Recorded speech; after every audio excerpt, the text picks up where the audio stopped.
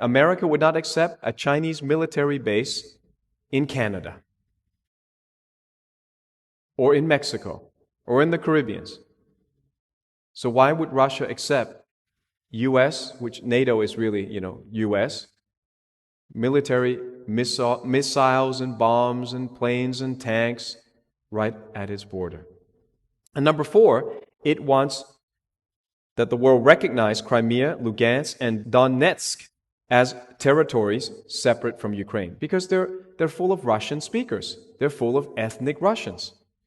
So there is some historical claim there that we don't know all the intricacies and nuances of that.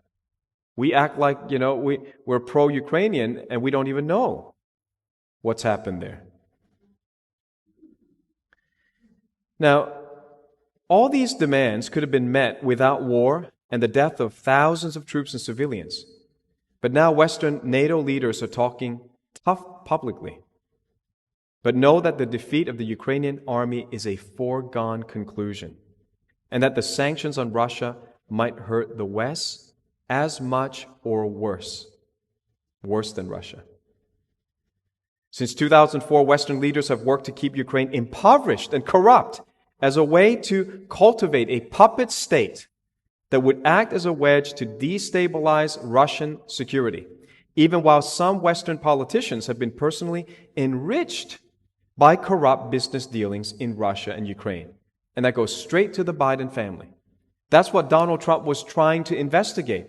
He was impeached for making a call about getting facts on how deep was the corruption, how deep was the deep state, how many people were making millions of dollars in Ukraine. And the Biden family were involved. It's not even a secret. A peace deal was possible. Putin had said what he wanted. We could have negotiated. Did you know that 1 month after the invasion, Russia and Ukraine were ready to sign a peace deal in April 2022? But Boris Johnson, the Prime Minister of UK, personally traveled to Ukraine to meet Zelensky and stop a peace deal. This has now come out. The war would have been over 2 months after it started. Europe would not be short of energy, food, or fertilizer, and the world price of oil and gas would not have skyrocketed. None of your bills would have gone up if Boris Johnson had not personally met with Zelensky. And here's what went down. According to multiple former senior U.S. officials, in April 2022, Russia and Ukraine negotiators appeared to have tentatively agreed on the outlines of a negotiated interim settlement. Russia would withdraw to its position on February 23, when it controlled part of Donbass region and all of Crimea, and in exchange, Ukraine would promise not to seek NATO membership and instead receive security guarantees from a number of countries. Reasonable? Is Putin the war criminal or Boris Johnson? Putin was ready to sign this peace deal. You would have averted the deaths. You would have averted the energy crisis. We don't even know how many lies, how deep the lies go. Only when these things begin to come out. And how many people report this? Is this on CNN? Is this on BBC? It's such a controlled narrative.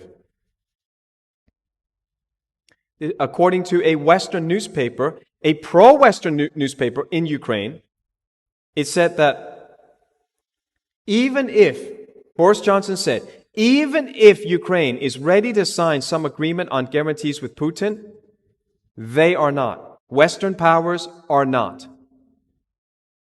Johnson's position was that the collective West now felt that Putin was not really as powerful as they had previously imagined, and that here was a chance to press him.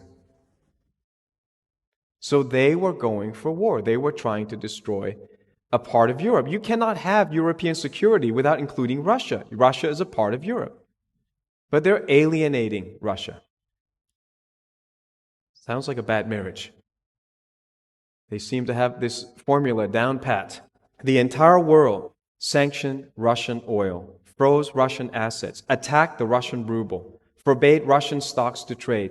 Netflix even canceled paid subscriptions. Can you imagine that? On what basis? You're a Russian, you didn't start any war, you paid for your Netflix, you can't access it anymore. Russian news was wiped off the internet. There used to be RT, you used to hear both sides.